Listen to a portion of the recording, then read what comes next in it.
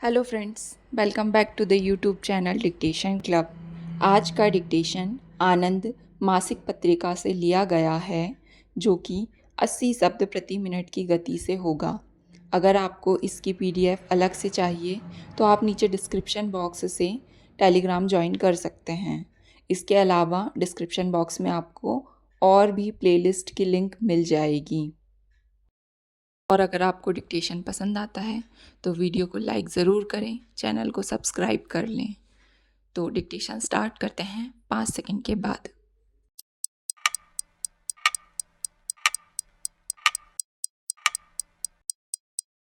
Start. महोदय, Soviet संघ से आए हमारे सम्मानित मेहमान 2.5 दिन से दिल्ली में हैं। इस थोड़े समय में इन्होंने उस असाधारण स्वागत को देखा है जो दिल्ली की जनता ने किया है। उस स्वागत के बारे में मेरे लिए कुछ कहना व्यर्थ है, क्योंकि हमारी जनता ने बुलंद आवाज़ में अपनी बात कही है और हम अपनी जनता के प्रतिनिधि मात्र हैं।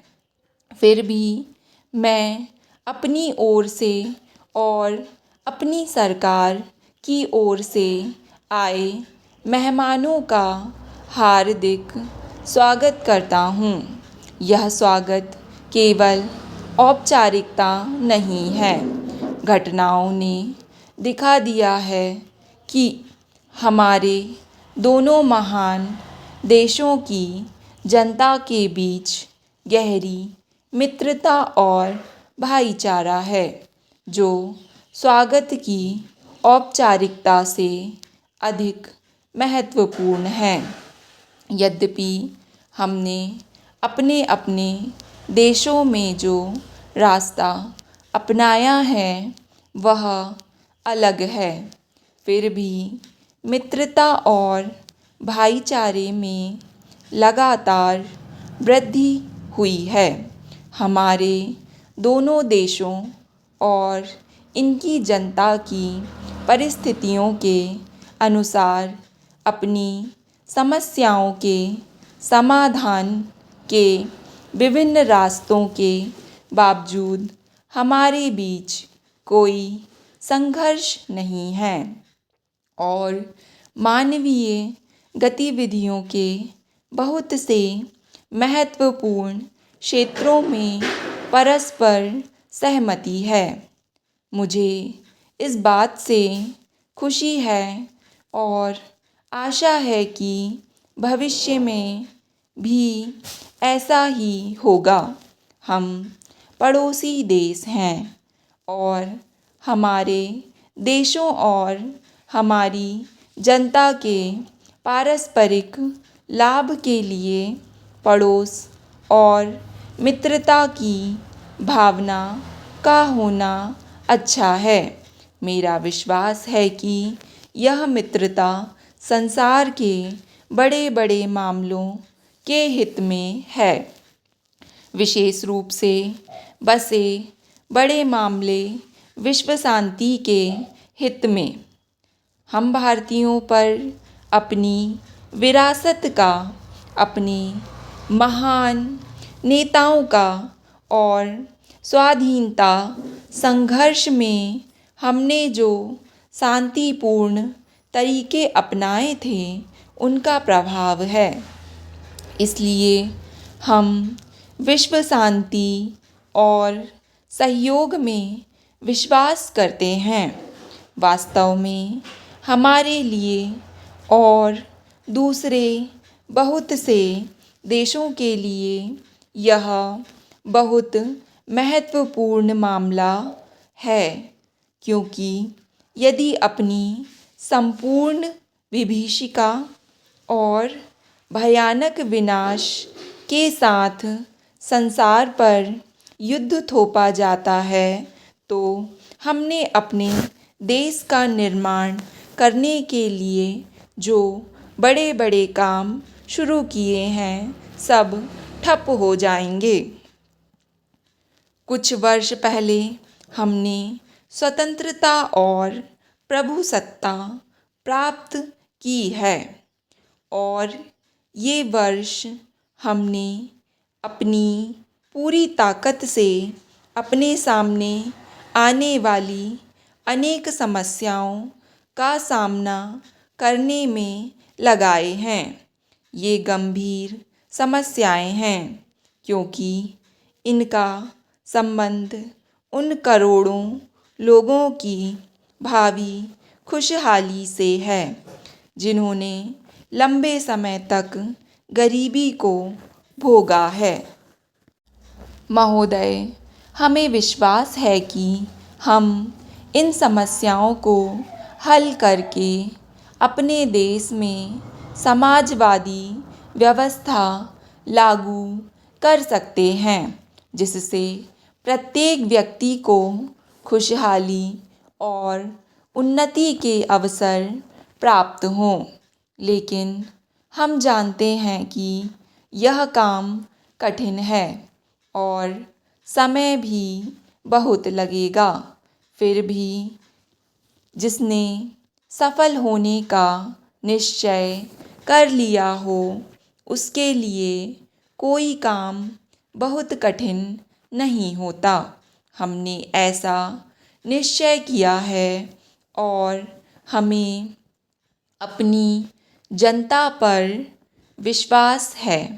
हम मानते हैं कि हमारे उद्देश्य ही अच्छे नहीं होने चाहिए बल्कि उनकी प्राप्ति के साधन भी अच्छे होने चाहिए, वरना नई नई समस्याएं पैदा होती हैं और उद्देश्य ही बदल जाता है।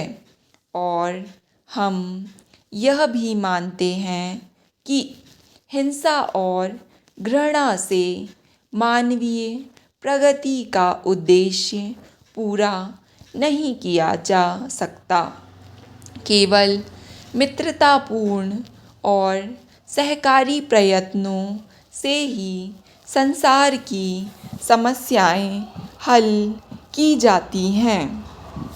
इसलिए हर राष्ट्र और जाति के लिए हमारा मित्रता का हाथ बढ़ा हुआ है। हम दूसरे देशों के सहयोग और मित्रतापूर्ण सहायता का स्वागत करते हैं, लेकिन हम यह अनुभव करते हैं कि कोई राष्ट्र अपने परिश्रम और बल से ही आगे बढ़ता है।